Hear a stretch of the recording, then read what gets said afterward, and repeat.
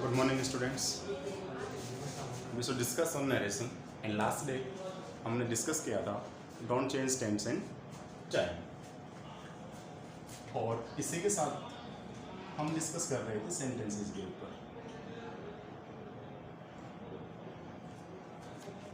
Sentences में हमने 5 type पढ़े। First assertive, interrogative, imperative, exclamatory and optative sentences. So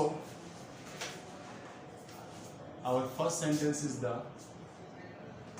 assertive sentences. It's divided into 2 parts. First is the affirmative and second is the negative sentences. कल जो अपना topic था don't change tense and time, इसमें हमने कुछ examples किए। वो सारे के सारे एग्जांपल जो थे वो असर्टिव और असर्टिव में अफर्मेटिव और नेगेटिव के रिलेशन से संबंधित थे, रिलेटिव थे। आज हम डिस्कस करते हैं our second sentence. Its name is interrogative sentences, and as you all know that interrogative sentences has been begin with WH words and helping verb.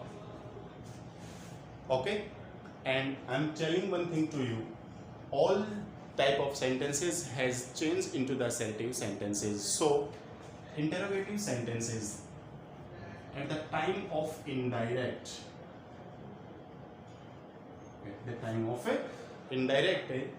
change into the assertive sentence.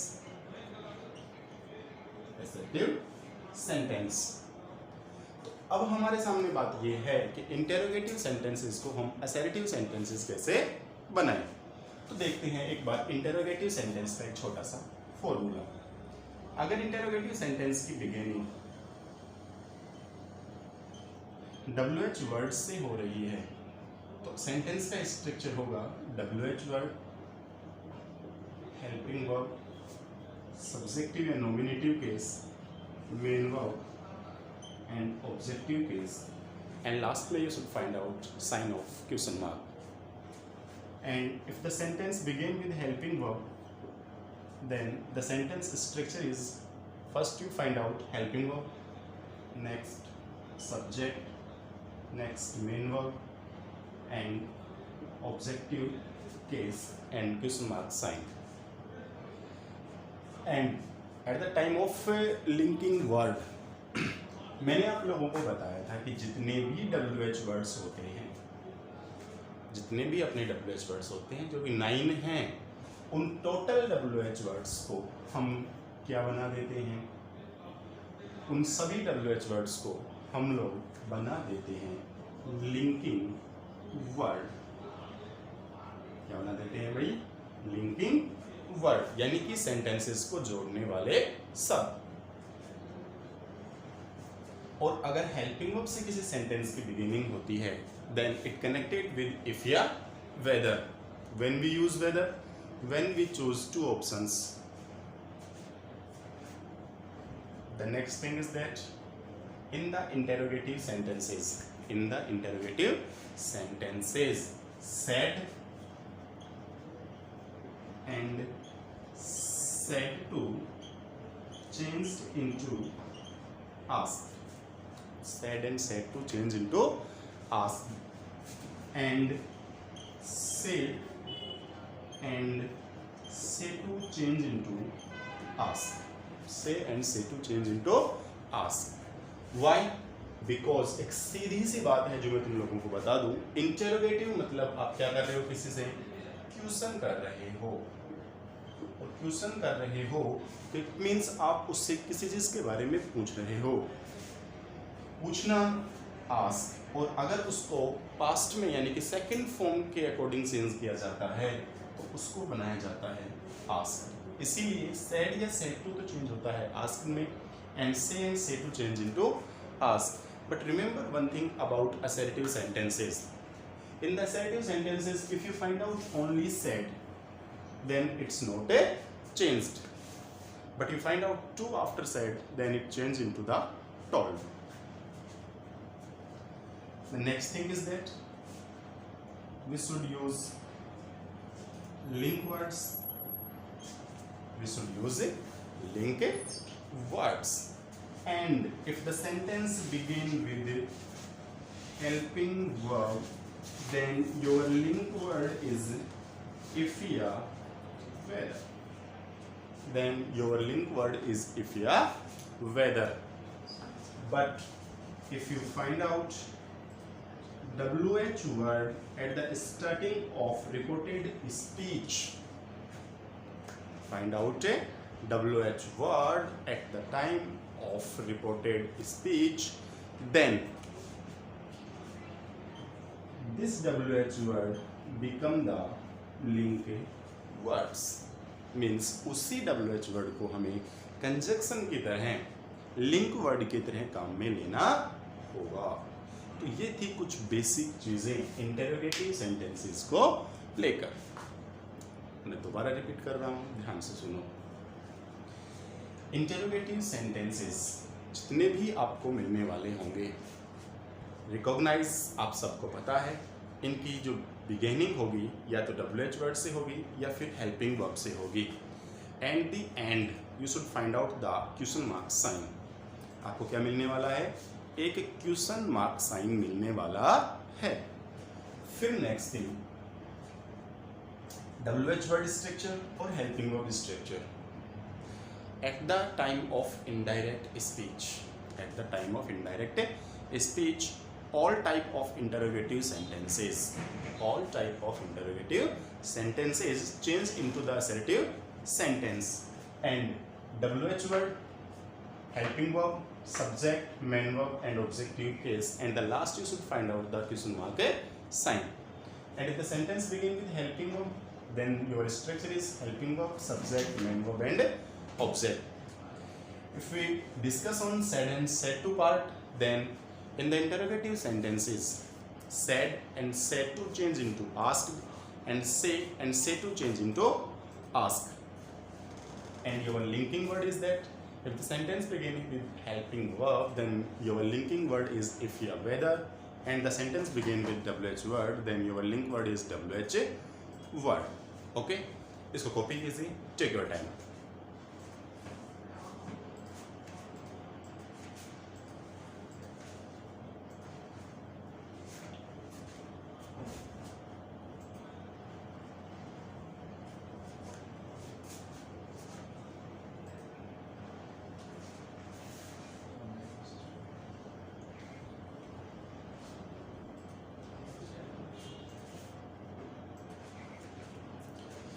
Okay, अब हम देखते हैं कि अगर कोई भी WH word हमें मिलता है तो हम उसको इनडायरेक्ट कैसे बनाएं।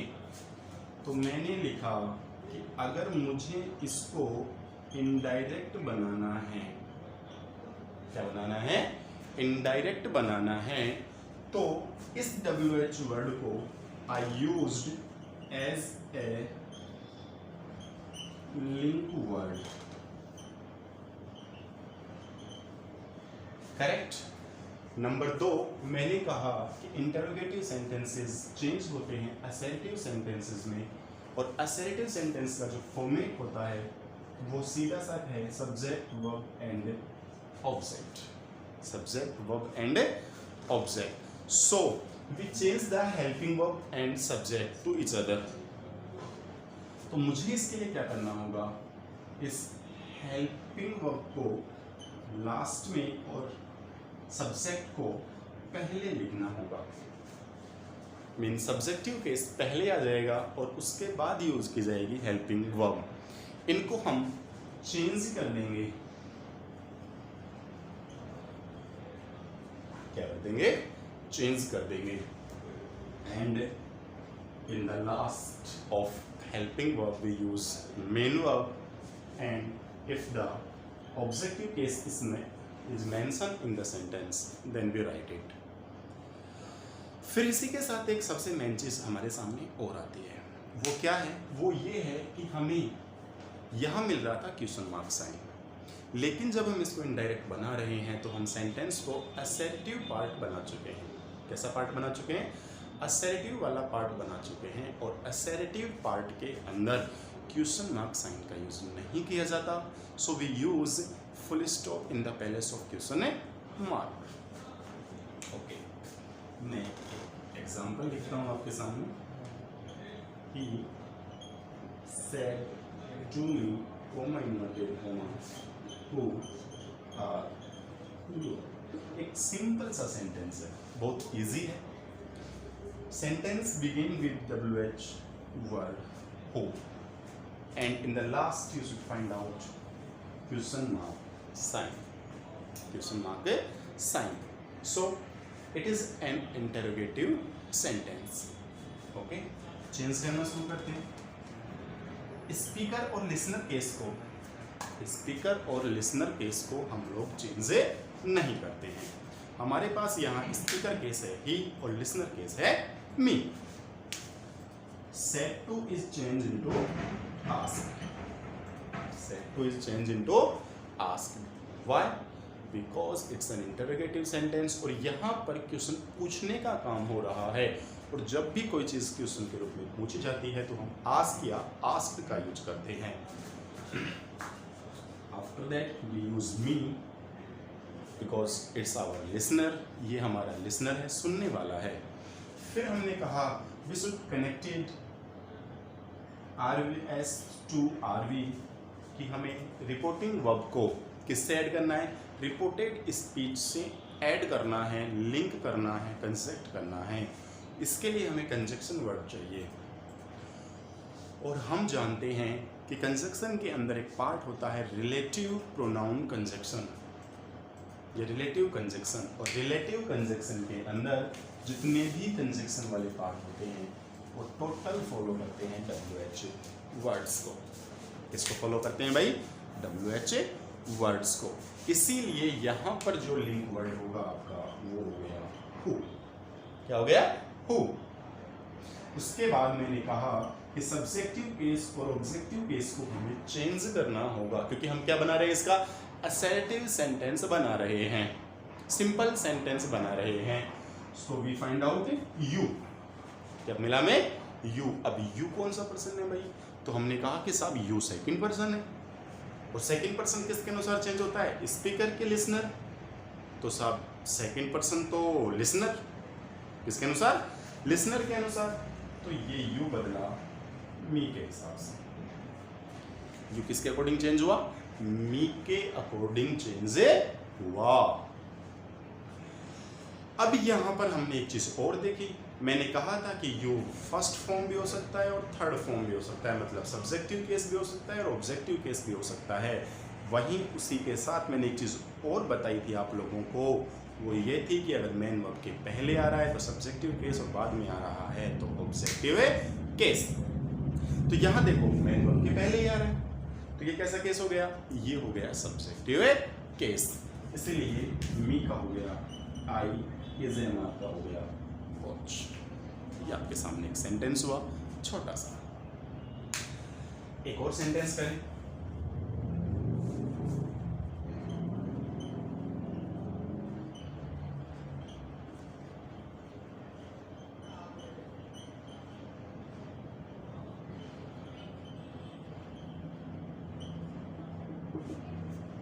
Where are you going?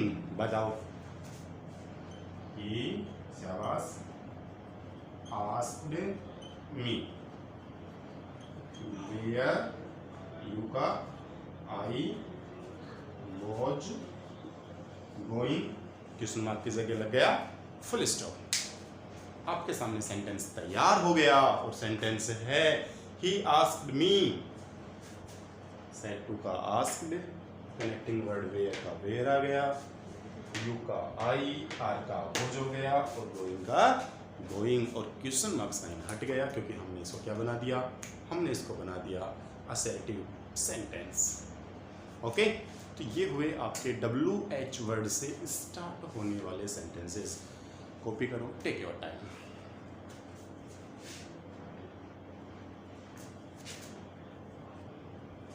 Okay, आपने कॉपी कर लिया होगा। अब हम देखते हैं कि अगर सेंटेंस की बिगिनिंग हेल्पिंग वर्ब से होती है, किससे होती है? हेल्पिंग वर्ब से, तो सेंटेंस किस हिसाब से बनेगा?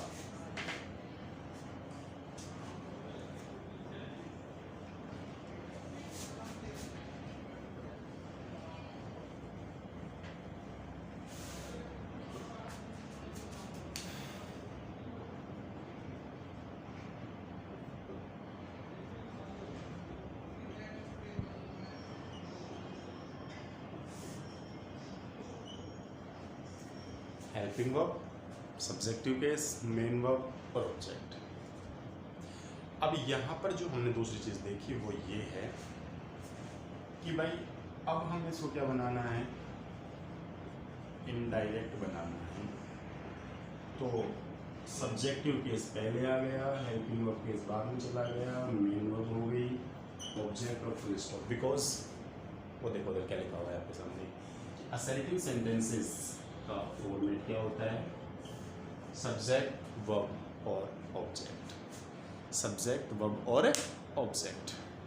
और इस लाइन को हमें भूलना नहीं है कि इंटरोगेटिव सेंटेंसेस को जब इनडायरेक्ट बनाया जाता है तो वो किस में चेंज हो जाते हैं?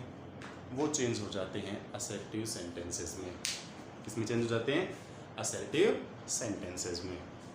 तो आओ अब इसके ऊपर हम एग्जांपल करते हैं।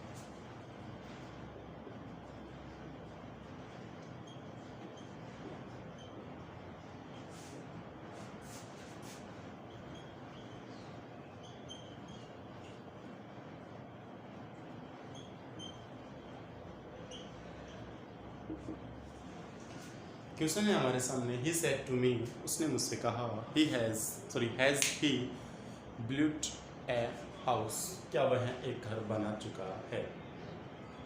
पूछ रहा है, क्या कर रहा है? पूछ रहा है कि वह घर बना चुका है क्या? तो हमने इसको चेंज करना शुरू किया, ही का ही, सेड टू का आस्क। फिर बता रहा हूँ सेड टू का आस्क क्यों हुआ, क्योंकि देखो दो चीज़ें हैं। एक तो इंटरोगेटिव सेंटेंस में सेड टू का होता है आस्क, दूसरा इंटरोगेटिव सेंटेंसेस के अंदर हम क्वेश्चन पूछते हैं, और क्वेश्चन जब पूछ रहे होते हैं तो किसी से हम कुछ बात कर रहे हैं। क्या कर रहे हैं? बात कर रहे हैं, किसी से कुछ जानने की कोशिश कर रहे हैं। और जब किसी से कुछ पूछा जाता है तो उसकी मीनिंग होती है आस्क, और उसकी पास्ट फॉर्म क्या होती है? आस्क। क्योंकि मैंने आप लोगों को लास्ट वाले वीडियो में बताया था कि डायरेक्ट के अंदर कोई सा भी सेंटेंस का पार्ट हो सकता है, लेकिन इनडायरेक्ट में उसको पास्ट बनाया जाता है 99% केसेस के अंदर। लिसनर केस, हेल्पिंग वर्ब थी, इफ लगा दिया, ही। अब ही क्यों नहीं चेंज हुआ? ही को चेंज क्यों नहीं किया हमने? तो आप सब एक साथ कहोगे कि सर ही जो है वो थर्ड पर्सन है। ही जो है वो कैसा पर्सन है? थर्ड पर्सन है, और थर्ड पर्सन को चेंज नहीं किया जाता। क्यों नहीं किया जाता? तो रीज़न सुन लो, वो ये है कि भाई स्पीकर और लिसनर दोनों आपस में बात कर रहे हैं किसी तीसरे व्यक्ति के बारे में। तो स्पीकर ने लिसनर से कहा कि वह काम कर चुका है क्या? तो लिसनर कहेगा साहब पता नहीं या पता है। फिर मैंने उससे पूछा, लिसनर से पूछा कि क्या कह रहा था, तो वो क्या कहेगा कि वह काम कर चुका है क्या? भाई उसने भी ही बोला, लिसनर भी ही बोल रहा है। क्यों? क्योंकि वो जो बात वहाँ पर हो रही थी वो ना तो लिसनर से रिलेटेड थी ना स्पीकर से रिलेटेड थी, वो थी किसी थर्ड पर्सन के बारे में, किसी तीसरे व्यक्ति के बारे में। और जब कोई बात किसी तीसरे व्यक्ति के बारे में होती है, किसी तीसरे व्यक्ति के बारे में कोई बात कही जाती है, तो उस स्थिति में, उस कंडीशन में हम लोग थर्ड पर्सन को चेंज नहीं करते, क्योंकि वो पहले भी ही था, अब भी वो ही है। तो सीधी सी बात है, पहले भी राम था और अब भी वो क्या है? राम ही है। उसके बाद has change into had, built a house. Okay, तो ये आपके सामने एक क्वेश्चन हुआ, जब सेंटेंसेस की बिगिनिंग किससे हो रही हो? हेल्पिंग वर्ब से हो रही हो। किससे हो रही है भाई? हेल्पिंग वर्ब से हो रही हो। चलो एक क्वेश्चन को देखते हैं। said to me, comma inverted comma. तो ये आपके सामने रहा second example. He said to me, can you speak English? उसने मुझसे पूछा कि क्या तुम अंग्रेजी बोल सकते हो.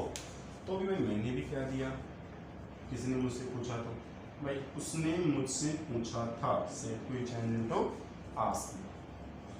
if you सेकंड पर्सन है और मेन वर्ब के पहले आ रहा है तो मेरा क्या हो जाएगा, I can change into could speak English.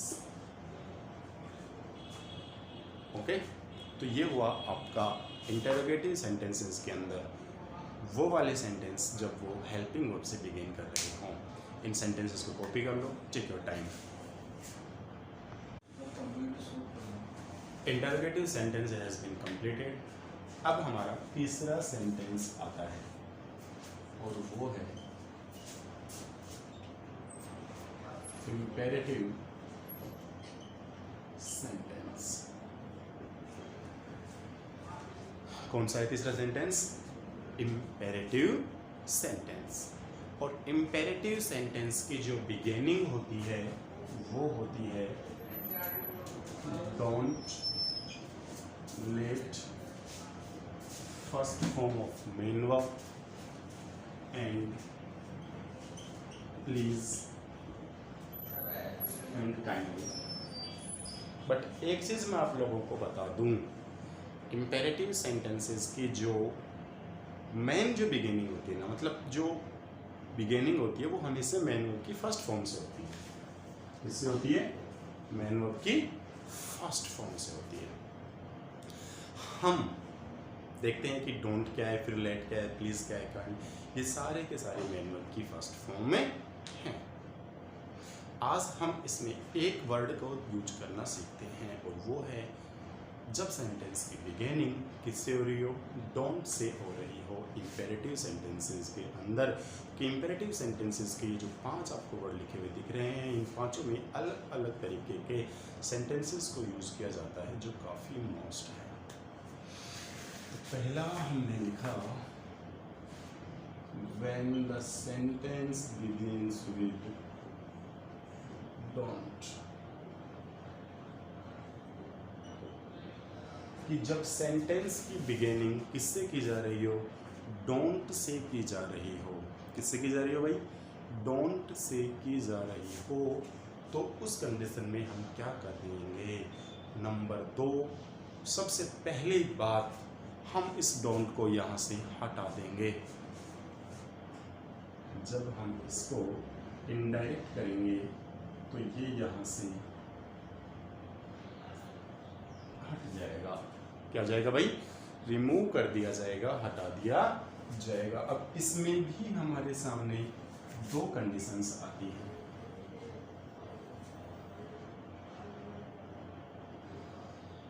कितनी कंडीशन आती हैं भाई? 2. दोनों को ध्यान से समझो. कंडीशन कौन कौन सी हैं? पहली या फर्स्ट कंडीशन, डोंट कैसा सेंटेंस सेंस रेफर कर रहा है भाई? नेगेटिव सेंस रेफर कर रहा है. सर कैसा सेंस रेफर कर रहा है? नेगेटिव सेंस रेफर कर रहा है. और अगर उस कंडीशन में हम लोग सैड या सैड टू को चेंज करते हैं एडवाइज्ड में, इसमें चेंज करते हैं एडवाइज्ड में, तो फिर हमारा जो लिंक वर्ड होगा वो होगा नॉट टू. क्या होगा हमारा लिंक वर्ड? Not to. सब रखो ही बताते हैं कैसे हो रहा है ये. और सैड या सैड टू को अगर हम फॉरबिड में चेंज करते हैं तो हमारा जो लिंक वर्ड होगा वो होगा केवल टू. अब समझो ध्यान से बात. मैंने कहा कि हम डोंट को इस सेंटेंस से हटा देंगे. किसको हटा देंगे सेंटेंस से? डोंट को हटा देंगे. अगर हम सेंटेंस में से डोंट को हटा रहे हैं, डोंट को रिमूव कर रहे हैं, तो उसकी जगह हमें नेगेटिव सेंस रेफर करने के लिए कुछ वर्ड तो चाहिए होंगे, क्योंकि डू नॉट जो है वो सीधी सी बात है कैसा सेंस रेफर कर रहा है, एक नेगेटिव सेंस रेफर कर रहा है।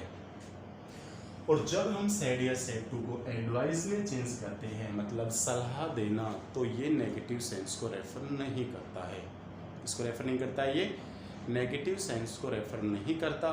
इसीलिए उस नेगेटिव सेंस को रेफरेंस देने के लिए, नेगेटिव सेंस को रिप्रेजेंट करने के लिए हम टू से पहले किसका यूज करते हैं, नॉट का। लेकिन अगर हम लोग सेड या सेड टू को फॉरबिड में चेंज करते हैं, किसमें चेंज करते हैं, फॉरबिड में, तो हमें ये चीज़ देखने को मिलती है कि फॉरबिड खुद एक नेगेटिव वर्ड है, जिसका मतलब होता है मना करना, निषेध लगाना, मनाही करना। तो जब ये खुद एक नेगेटिव वर्ड है, ये खुद एक नेगेटिव सेंस को रेफर कर रहा है, तो फिर हमें अलग से नोट लगाने की कोई ज़रूरत नहीं होती है। उस स्थिति में, उस कंडीशन में हम लिंक वर्ड के रूप में केवल और केवल टू का यूज करते हैं। इसका यूज करते हैं भाई, टू का यूज करते हैं। आओ सेंटेंस देखते हैं। He said to me, उसने मुझसे कहा don't look the flower। उसने मुझसे कहा कि भाई साहब देखो फूलों को मत तोड़ो, जो फ्लावर्स हैं इन्हें मत तोड़िए। तो मैंने कहा कि भाई साहब नेगेटिव वर्ड सेंटेंस में डोंट से शुरू हो रहा है, इम्पेरेटिव सेंटेंस है। अब इम्पेरेटिव सेंटेंस है और अगर मैंने इसको एडवाइस में बदला तो मी का मी, अब डोंट तो हटना ही है, मैंने कह दिया तुम लोगों को कि रिमूव कर दो डोंट को। डोंट को क्या कर दो, यहाँ से रिमूव कर दो। अब अगर हम डोंट को यहाँ से रिमूव कर देते हैं तो डोंट का जो नेगेटिव सेंस है वो कहाँ रेफर करें, तो हमने कहा कि भाई साहब उस नोट नेगेटिव सेंस रेफर करने के लिए नोट लगा दो टू से पहले। और आफ्टर टू ध्यान रखना, इम्पेरेटिव सेंटेंसेस के अंदर अगर हम लिंक वर्ड के रूप में टू का यूज कर रहे हैं तो हमें लगाना होगा first form of main verb, because when to and first form is become the infinitive sentences, correct?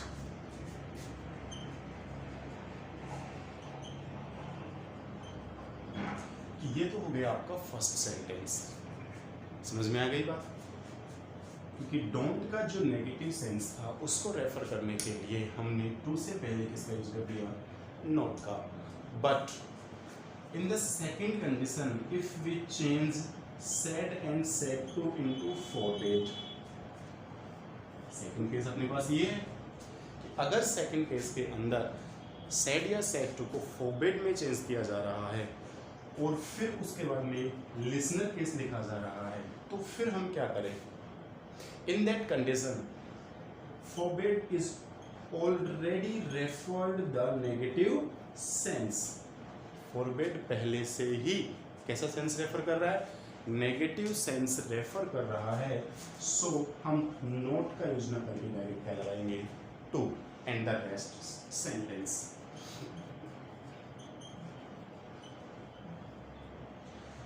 इस टाइप से आप डोंट से बिगिन होने वाले जो सेंटेंसेस होते हैं उन्हें कर सकते हो। ओके, एक सेंटेंस लिख रहा हूं तुम लोगों के लिए। He said to me, comma inverted comma, don't beat the children। He said to me, don't beat the children। तो ये हुआ imperative sentence का first part, when the sentence begin with don't, when the sentence begin with a don't, कि जब sentence की शुरुआत don't से की जाए। ये सेंटेंस की शुरुआत डोंट से हो रही हो तो मैंने आपको दोनों कंडीशंस इसमें बता दी, एडवाइस और फॉरबिड वाली। एग्जाम्पल भी करके दिखा दिया, एक एग्जाम्पल आपके लिए है। सो माय डियर स्टूडेंट्स, इन चीज़ों को अच्छे से कॉपी कर लो, नोट डाउन कर लो। Okay, take your time and thank you.